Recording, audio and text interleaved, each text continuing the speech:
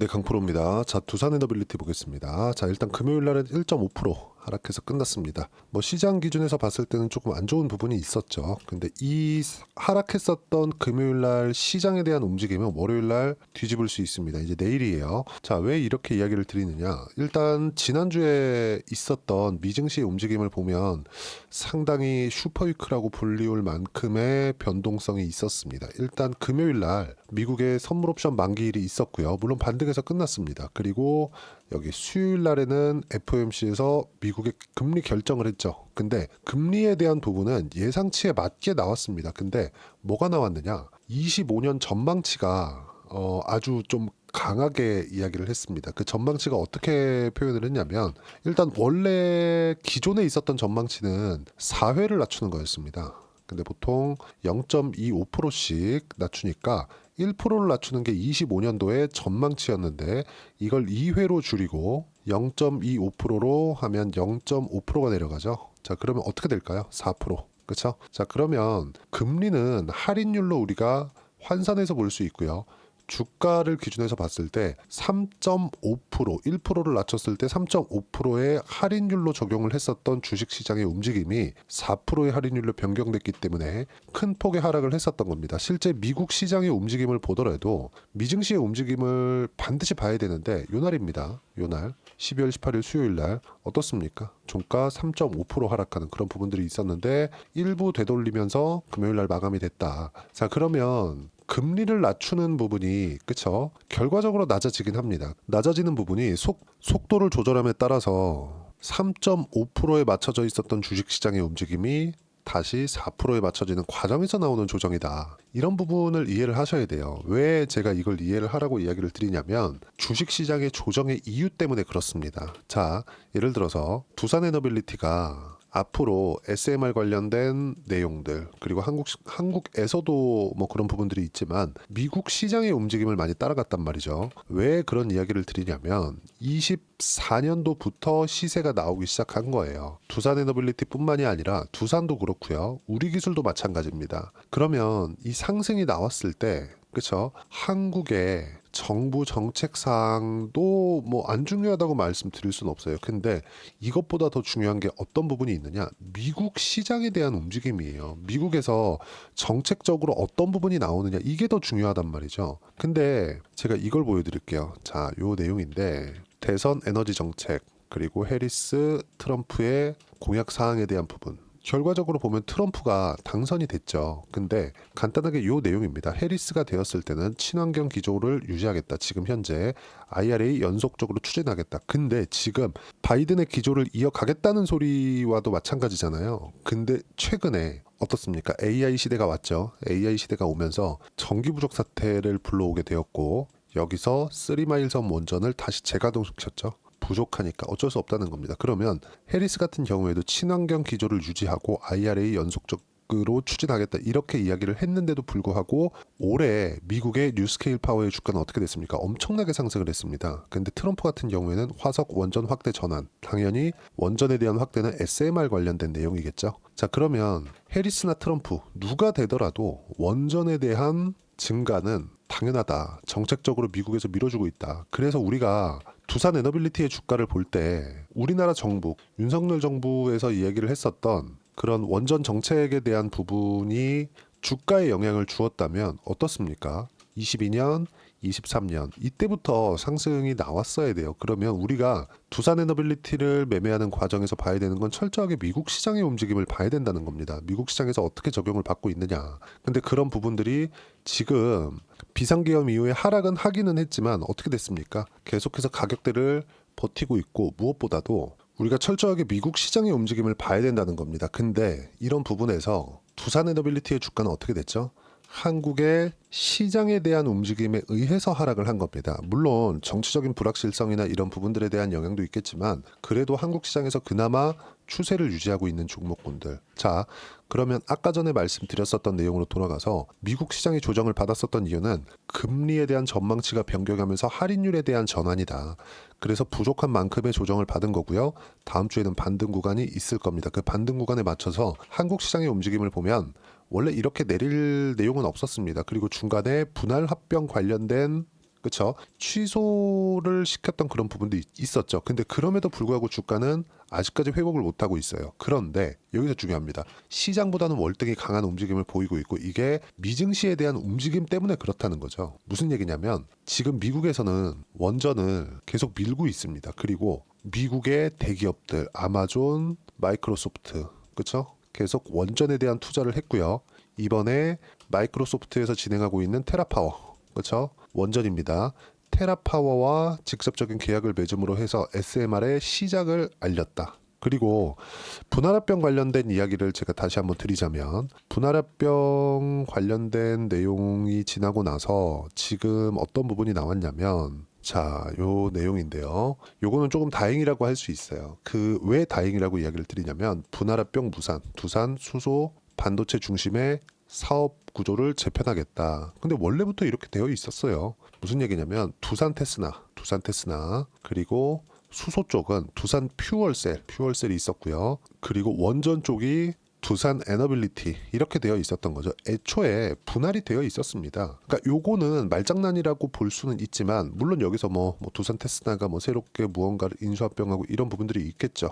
근데 제가 말씀드리고자 하는 내용이 뭐냐 지금 두산 에너빌리티에서 밥캣을 로보틱스로 떼어내는 과정에서 뭘 한다 그랬죠? 매수 청구권을 행사를 하라 그랬죠. 여기에 배정된 자금이 6천억이었습니다. 근데 두산그룹 내에서는 최소한 요 정도는 했어야 됐다는 겁니다. 왜? 밥캣을 떼어내는 과정에서 에너빌리티 주주들의 당연한 이 반발이 있을 것으로 예상을 했으니까 그런다고 하더라도 원전에 대한 분위기가 좋으니까 내용을 이렇게 뭔가 좀 당근을 주는 것처럼 이렇게 풀어가면서 그쵸? 이렇게 하고자 했는데 결과적으로 보면 어떻게 됐습니까? 비상기염 딱 한 방에 주가가 하락을 했고 이 하락하는 과정에서 매수 청구권이 너무 많이 들어오고 만약에 이렇게 됐을 경우에는 밥캣을 떼어내서 로보틱스로 보내면서 무언가 자금 확보를 하려고 했던 것이 무산될 수 있다는 그렇죠. 왜? 매수 청구권이 너무 많이 들어오면 이 자체가 무산될 수 있으니까 그래서 지금 뭔가 선심을 쓰는 척하면서 취소를 한 겁니다. 여기서는 그렇죠. 자금을 마련해서 뭐 두산에너빌리티나 그리고 이걸 로보틱스로 가는 과정에서 유상증자를 하는 좀 그런 얘기들이 있었거든요. 뭐 자금에 대한 부분이 나왔으니까 뭐 새로운 사업의 신사업 어쩌고 저쩌고 하면서 근데 이런 부분들이 없다는 거를 이렇게 얘기를 한 겁니다. 무산, 수소, 반도체 중심의 사업 구조를 재편하겠다. 이런 부분이 나온 거예요. 그러니까 얘기가 좀 어렵지만 그런 부분을 좀 걱정을 하기는 했었거든요. 혹시라도 유상증자하지 않을까? 물론 안 할 가능성이 훨씬 더 높았어요. 왜 그러냐면 두산 에너빌리티에 지금 유상증자를 하게 되면 두산그룹에서 여기 30%의 지분만큼 지금 두산 에너빌리티의 시가총액이 11조 원 정도 되니까 여기서 만약에 그쵸 30%라고 쳤을 때 뭐 1조 원 정도의 뭐랍니까? 유상증자를 한다고 쳤을 때 여기서 30% 3천억의 실권주를 전부 다 만들 수는 없다고 저는 생각을 했거든요. 그래서 혹시라도 얘네들이 뭔가 상법 개정에 대한 이야기가 나오고 있으니까 여기에 좀 무리수를 두지 않을까라고 생각을 했는데 정말 다행히도 아까 전 같은 기사가 나왔다는 건 당연히 긍정적인 내용으로 볼 수밖에 없는 거죠. 앞으로 유상증자는 없다는 내용들, 그렇죠? 뭐 이런 내용들입니다. 수소 SMR 중심으로 에너지 사업 확장 가속화. 결과적으로 보면 원래대로 하겠다는 겁니다. 원래대로 하겠다는 거고 여기서 비상계엄이라는 이슈가 있었고 주가 하락이 좀 크게 발생을 했지만 이런 부분은 다음 주부터는 회복하는 과정이 나올 거고 제가 계속해서 기다리라고 말씀을 드렸거든요. 뭘 기다리라고 했냐면 시세가 나오는 부분, 확인하는 부분 이때까지 기다려라. 그리고 나서 매수를 잡아야 된다. 그래야 보유 기간을 줄일 수 있다고 이야기를 드린 겁니다. 그러면 에너빌리티의 주가가 상승하는 과정이 있다면 미국에서 뉴스케일 파워의 주가도 당연히 반등하는 구간이 있을 거고 미증시도 이번 주를 지나면서 충분히 조정을 받았고 그리고 금리에 대한 전망치가 수정이 됐습니다. 최악의 결과, 그렇죠. 최악의 상황을 만들어냈기 때문에 이 최악 이하의 뭐가 나올 수 있는 상황이 아니다. 그러면 지금 다음 주에는 반등 확인하는 즉시 두산에너빌리티의 매수 타점 나옵니다. 이제 그리고 지금 뭐 한국에 있는 그 정치적인 내용도 좀 불확실성이 있기는 하지만 이런 부분도 일단락이 되어 가고 있습니다. 무슨 얘기냐면 정치적으로 안정이 될 거예요. 이게 아니라 시장은 이런 가격 반영을 다 끝마쳤다는 거죠. 그리고 1월이 되면 어쩔 수 없이 전통적인 테마주 장세가 옵니다. 이 구간에서 에너빌리티의 주가가 반등하는 구간을 확인하고 나서 매수하는 게 중요하고요. 그런 부분들을 제가 여기 소통방에서 이야기를 드리고 있습니다. 자, 주말인데도 불구하고 제가 어저께 여기 12월 21일, 오늘 22일인데요. 여기 날짜 나오죠? 그쵸? 이런 부분들을 제가 하나하나 빠짐없이 이야기를 드리고 있습니다. 어떤 이슈가 있는지. 뭐 주말의 내용을 보면 뭐가 나옵니까 여기? 그쵸? 부채 한도 협상이 타결되었다는 점. 월요일 날 시가부터 움직임이 괜찮을 거예요. 미국 선물에 대한 부분. 그러면 금요일 날 빠졌었던, 미증시가 하락해서 빠졌었던 이런 부분들. 코스피 코스닥 당연히 상승 출발을 할 수 있고요. 여기에 맞춰서 그쵸? 두산 에너빌리티의 주가가 반등하는 부분이 있으면 타점을 잡는 것이 중요하고, 이 타점에 대한 부분을 소통방에서 제가 무료로 공유를 합니다. 그리고 원전에 대한 부분은요, 제가 계속 말씀드렸어요. 보세요. 12월 17일 날에도 반도체 반등, 하이닉스만 반등했고요. 그리고 쭉 내려서 보시면 주도주, 바이오, 조선, 원전 모두 매매 예정이다. 시장 안정이 필요하다. 신호 나오면 매매해라. 기다려야 된다는 거. 만약에 내가 많이 빠졌어요 이렇게 되잖아요. 그러면 쓸데없는 시간을 보낼 수밖에 없기 때문에 그 쓸데없는 시간을 보내지 않기 위해서는 무조건 시세를 확인하고 매매하는 게 중요하고요.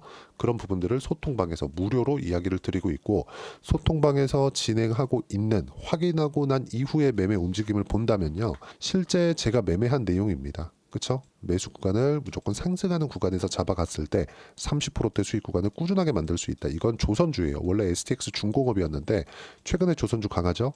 그 전에도 신고가 구간에서 주도주 공략을 했었다는 점, 이런 부분들을 소통방에서 하나하나 빠짐없이 타점 공유를 해드리니까 모두 무료예요. 구독과 좋아요만 눌러주시면 소통방 입장이 가능합니다. 구독과 좋아요만 눌러주시면 되고, 제가 입장 링크를 보내드릴 수 있게 여기 010-8713-1916으로 구독이라고 문자 보내주시면 소통방 입장 링크 순차적으로 공유를 해드리도록 하겠습니다. 가장 중요한 건 가격에 대한 이해입니다. 그랬을 때 수익 구간은 계속해서 만들어갈 수 있고, 두산 에너빌리티의 타점은 다음 주로 다가오고 있다. 이런 부분을 반드시 기억해 주셨으면 좋겠고요. 그리고 가격에 대한 부분, 이런 부분을 어떻게 이해하고 넘어갈지, 그 내용은요, 여기 두산 에너빌리티의 단기 보유 전략. 단기는 2주입니다. 2주 동안 내가 어떻게 수익 전환 시킬 것인가, 이 두 가지에 대한 내용이고, 그리고 2주 안에 수익 전환 시키기 위해서는 당연히 가격에 대한 이해 너무 필요하겠죠. 이 두 가지에 대한 내용을 제가 무료로 공유를 해드리도록 할 테니까 구독과 좋아요 눌러주시고요. 여기 010-8713-1916으로 두산 에너빌리티라고 문자 보내주시면 여기 가격, 단기 보유 전략 함께 공유해 드리도록 하겠습니다. 시장 너무 어려웠는데 그 어려운 시장은 이제 지나가고 있습니다. 그리고 어떻게 준비를 해놓느냐에 따라서 다를 거예요. 그리고 두산 에너빌리티 주주분들은 지금 시장 기준에서는 두산 에너빌리티가 방어를 그나마 잘 하고 있는 편이에요. 시장 너무 많이 빠졌고 시장이 이제 추가적으로 하락할 수 있는 부분이 없기 때문에 반등하는 구간이 나오겠지만, 그 반등하는 구간에 어떤 종목을 해야 될까? 당연히 아까 전에 말씀드렸죠. 원전에 대한 부분, 그리고 바이오, 조선 시장에서 주도주가 됩니다. 이 구간 내에서 내가 어떤 종목을 공략하는지 에너빌리티를 포함해서, 그렇죠? 그래야 1월 달에 상황이 바뀝니다. 무조건 그 1월 달에는 무조건 시장에 대한 반등 오니까 어떤 종목을 해야 되는지 제가 딱 한 종목만 준비를 해놨어요. 영상 끝까지 시청하시고요. 모든 분들이 성공 투자하셨으면 참 좋겠습니다. 자, 여전히 시장은 녹록지 못합니다. 이런 상황이 벌어지는 건 어쩔 수 없습니다. 이런 상황에서도 수익이 나는 종목들의 구조는 변하지 않습니다. 즉 대시세 종목에 대한 구조는 변하지 않는다는 거고, 실제 제가 소통방에서 지속적으로 이야기를 드리고 있는 내용도 대시세 종목이나 시장 주도주를 공략하는 건 철저하게 가격 분석을 하라고 이야기를 드리고, 가격 분석 이후에는 이슈에 대한 파악, 그리고 이슈를 파악하고 나서는 다시 내가 얼마에 매수할지 그 타점에 대한 부분을 지속적으로 언급을 하고 있습니다. 자, 근데 생각해 보세요. 시장이 굉장히 어려웠습니다. 어려운 상황에서의 어떤 종목들이 강했냐 보면 반도체와 그리고 바이오입니다. 자, 실제 여기 보면요. HLB에 제가 실제 매매한 내용을 띄워놓고 보여드리고 있는데, 1월 22일부터 매매를 시작해서 4일 동안 31%의 수익 마감이 됐고요. 그리고 여전히 신고가 종목입니다. 자, 그리고 그 다음 어보브 반도체, 이름을 보시다시피 반도체 종목이죠. 그리고 AI 반도체는 지속적으로 강세를 보이고 있습니다. 이 종목도 신고가를 먼저 달성한 이후에 제가 21%의 단기간에 21%의 큰 수익을 내고 마감이 됐습니다. 다시 재공략을 준비하고 있고 이런 부분은 소통방에서 다 공유를 해드립니다. 자, 그리고 코세스. 자, 코세스 같은 종목도 당연히 그쵸, 신고가 종목이고요. 그리고 반도체 종목입니다. 이 종목도 영업일 기준에서 이틀 동안 대략 한 15%의 수익 마감이 됐습니다. 내용을 한번 보시면 어떻습니까? HLB를 포함해서 뭐 30%, 20%, 뭐 15% 이런 식의 수익이 지속적으로 발생하고 있는데 이 세 종목 모두 다 신고가 종목이고 1월 달에 시장이 약세를 보이고 있는 구간에서도 강했었던 그런 종목입니다. 특징점이 하나 있는데 그 이슈에 앞서서 가격이 먼저 반영했다는 거죠. 그렇게 제가 가격을 먼저 보고 이슈에 대해서 파악하는 이유는 결과적으로는 큰 시세를 먹기 위한 사전 준비 작업입니다. 실제로 큰 시세를 먹기 위해서 사전 준비 작업을 했을 때 여기 레인보우 로보틱스 127% 그리고 ISC 98% 그리고 한미반도체 97%의 큰 수익을 내는 상황을 만들 수 있습니다. 어떤 식으로 소통방에서 진행됐는지 그쵸? 그 상황을 제가 이야기를 드린 건데 이런 상황도요 당연히 신고가를 공략했을 때 가능한 겁니다. 자, 그러면 이번에도 마찬가지입니다. 그쵸? 정부 주도의 코리아 디스카운트 해소 방안이 2월 달에 발표를 하고요. 그리고 2월 달에 발표된 내용을 토대로 주가가 움직이는 게 아니라 이미 움직인 내용이 있죠. 실제 이 내용은 크게 중요한 게 아니라는 겁니다.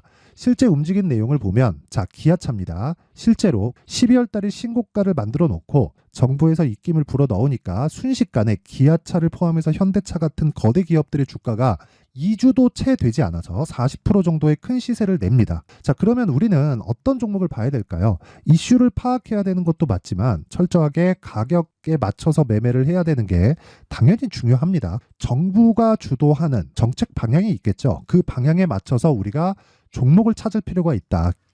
자, 그럼 답이 나왔습니다. 정부가 주도하는 방향에 맞춰서 제2의 기아차를 찾는 게 지금은 중요하다. 근데 정부 정책의 방향에 맞게 가자.